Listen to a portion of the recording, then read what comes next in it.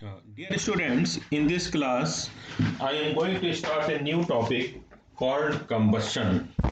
है ना? अब हम combustion को सबसे पहले हम पढ़ेंगे what is a combustion. combustion की definition क्या है. सेकेंड, फिर हम इसके सपोर्ट में कुछ एक्टिविटी पढ़ेंगे, मतलब combustion कैसे होता है, combustion के लिए क्या क्या रिक्वायरमेंट्स हैं. फिर हम पढ़ेंगे इसमें इग्निशन टेम्परेचर. इग्निशन टेम्परेचर को एक्सप्लेन करने के लिए कुछ एक्टिविटीज़ हैं, उस पर ध्यान देंगे. फिर हम पढ़ेंगे इनफ्लेमेबल सब्सटेंसेस, और then how do we control fire, and then some exercises. ठीक है. सो फर्स्ट है व्हाट इज ए कंबशन. हमने क्लास 7th में एक एक्टिविटी देखी थी, बर्निंग ऑफ मैग्नीशियम रिबन. उसमें हमने क्या देखा था कि जब हम मैग्नीशियम रिबन को बर्न करते हैं तो हमें मैग्नीशियम ऑक्साइड मिलता है, और साथ ही साथ हीट और लाइट भी प्रोड्यूस होती है. सिमिलरली जब हम एक चारकोल को एयर में बर्न करते हैं तो हमें कोल मिलता है, साथ ही साथ हमें कार्बन डाइऑक्साइड, हीट और लाइट मिलती है. तो होता क्या है कि जब हम किसी सब्सटेंस को ऑक्सीजन के साथ रिएक्ट कराते हैं तो क्या होता है कि हीट प्रोड्यूस होती है, समटाइम लाइट भी प्रोड्यूस होती है, और ये प्रोसेस एक केमिकल प्रोसेस है जिसको कि हम कंबशन कहते हैं. So combustion is nothing but it is a chemical process in which a substance reacts with oxygen to give off heat. अब क्या है कि sometime light is also produced. अब कंबशन के लिए रिक्वायरमेंट्स क्या है, इसके लिए हम एक एक्टिविटी करेंगे. हम एक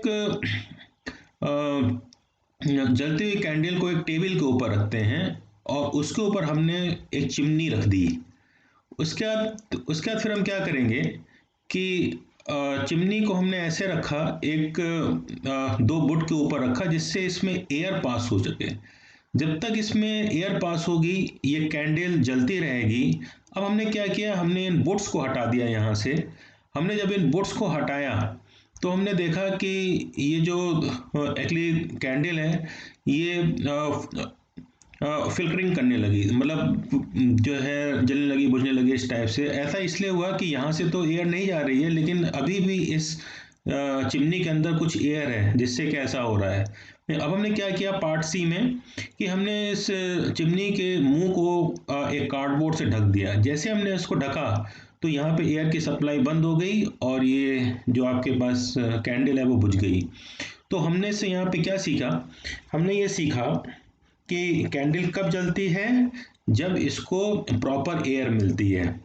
जब इसको प्रॉपर एयर नहीं मिलेगी, जब इस कैंडल को प्रॉपर एयर नहीं मिलेगी तो ये क्या होगा कि ये जलने बुझने लगेगी, और जब एयर की सप्लाई बिल्कुल रुक जाएगी तो ये बुझ जाएगी. तो यहाँ पे हम ये देखते हैं कि कंबशन के लिए रिक्वायरमेंट क्या है. कंबशन के लिए रिक्वायरमेंट है कि एयर होना चाहिए, ऑक्सीजन होना चाहिए. यदि ऑक्सीजन नहीं होगी तो हमारा कंबशन फिर नहीं होगा, है ना. अब नाउ नेक्स्ट है हमारा इग्निशन टेम्परेचर.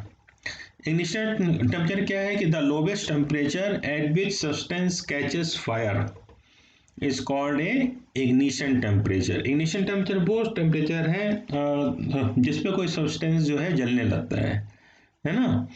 और जब तक सब्सटेंस का टेम्परेचर इग्निशन टेम्परेचर से नीचे है तब तक वो फिर तो उसमें आग नहीं लगेगी या वो बर्न नहीं होगा, है ना. अब क्या होता है कि जिस सब्सटेंस का इग्निशन टेम्परेचर कम होता है वो उतना ज़्यादा कंबस्टेबल होता है, मतलब उसको जो है आप उतना जल्दी ही उसको बर्न कर सकते हैं. जैसे आपने देखा होगा कि केरोसिन ऑयल और वुड में, तो आप केरोसिन ऑयल को जब आप जलाने जाओगे तो आप बस एक माचिस लगाओगे तो तुरंत जल जाएगा, लेकिन वुड को जलाने में टाइम लगता है. इसका क्या मतलब है, इसका मतलब है कि ignition temperature of kerosene oil जो है वो वुड से काफ़ी कम होता है ना. तो ऐसे क्या होता है कि कोई भी सब्सटेंस कंबस्टिबल ज़्यादा कब होता है, जब उसका टेम्परेचर या जब उसका इग्निशन टेम्परेचर कम से कम हो. अब नेक्स्ट जो है हम एक एक्टिविटी करते हैं. इसके लिए हमने क्या किया कि हमने एक पेपर का कोन बनाया और उसको हमने एक कैंडल के ऊपर रखा. एक पेपर का कोन है और हमने कैंडल के ऊपर रखा. एक कोन तो ऐसे ही है जिसमें कुछ नहीं है, और दूसरे कोन में हमने क्या किया, वाटर को भर दिया. अब क्या हुआ कि हमने दोनों कोन्स को अलग अलग गर्म करना शुरू किया, है ना। जब जिस कोन में वाटर है तो उसको गर्म करने पे क्या होगा कि ये पेपर बर्न नहीं होगा। उसका रीजन क्या है कि वाटर की वजह से इस पेपर का इग्निशन टेम्परेचर जो है, वाटर की वजह से इसका जो है मतलब इग्निशन टेम्परेचर थोड़ा सा बढ़ गया, है ना। और इस बढ़ने से क्या हो गया कि ये नहीं बढ़ेगा, जबकि सिंपल पेपर का इग्निशन टेम्परेचर कम होता है, तो ये जैसे ही आप फायर करोगे तो ये जलना शुरू हो जाएगा, है ना। तो यहाँ पे ये एक्टिविटी जो है इस चीज को सपोर्ट करती है, ठीक है, कि वाटर की वजह से क्या होगा कि इस कोन का जो इनिशियल टेम्परेचर है वो बढ़ जाएगा, ठीक है ना। अच्छा, अब नेक्स्ट क्या है, नेक्स्ट इज इनफ्लेमेबल सब्सटेंसेस। ऐसे सब्सटेंसेस जो कि जिनका इनिशियल टेम्परेचर बहुत कम होता है, वो क्या होता है कि जब आप उसको आप फ्लेम लगाओगे तो वो बहुत जल्दी फायर को कैच कर लेंगे।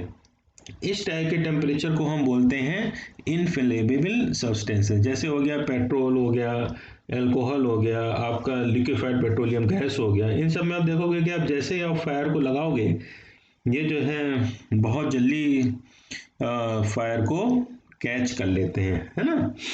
अच्छा, अब नेक्स्ट है how do we control fire. हम मतलब फायर को हम कैसे कंट्रोल कर सकते हैं।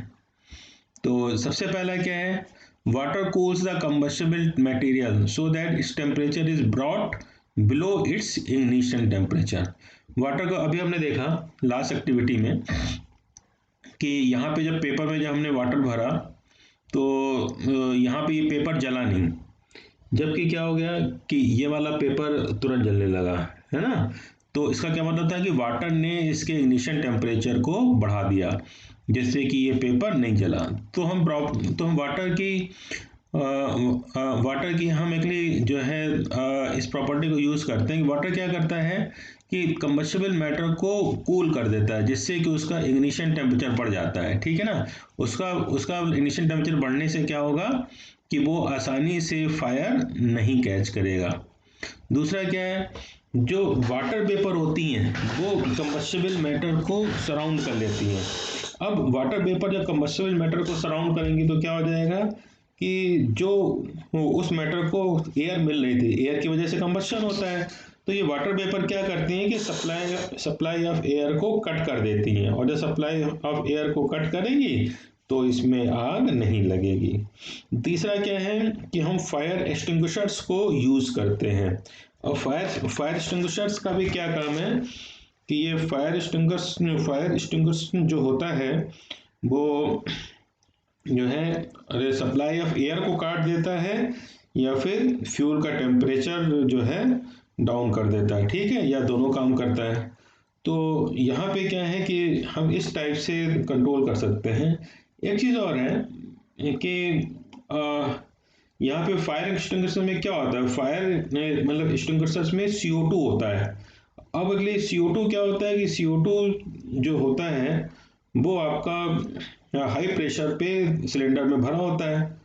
तो मतलब जब हम फायर एक्सटिंग्विशर को खोलते हैं तो उसमें से CO2 बाहर निकलती है, और CO2 फिर क्या करती है कि ये फायर के ऊपर एक ब्लैंकेट बना लेती है जिससे कि अब ये फायर है ये एयर को कैच नहीं कर पाती है, और उससे क्या होता है कि आग बुझ जाती है ना।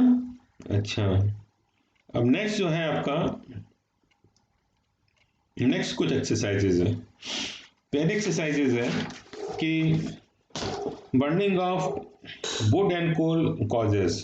तो जब भी हम वुड और कोल को हम जब गर्म करेंगे तो क्या होगा कि CO2 प्रोड्यूस होगी, है ना, स्मोक प्रोड्यूस होगा। ये सब क्या करते हैं कि एयर पॉल्यूशन क्रिएट करते हैं। तो पहले का आंसर क्या होगा, burning of wood and coal causes pollution of air.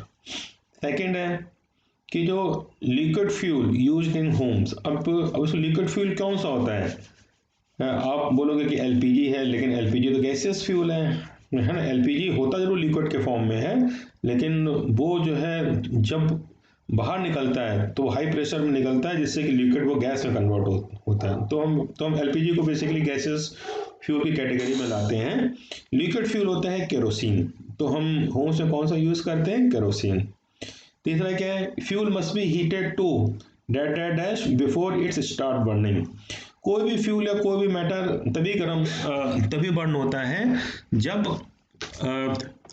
जब उसका मतलब इग्निशन टेम्परेचर क्या हो, लो, है ना।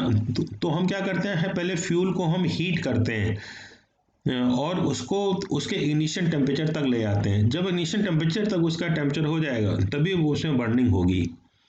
और लास्ट क्या है कि जो फायर जो होती है, फायर प्रोड्यूस बाय ऑयल, है ना, तो ये सिर्फ वाटर से कंट्रोल नहीं होगी, इसके लिए हमें CO2 वगैरह चीज़ें और डालनी पड़ेंगी।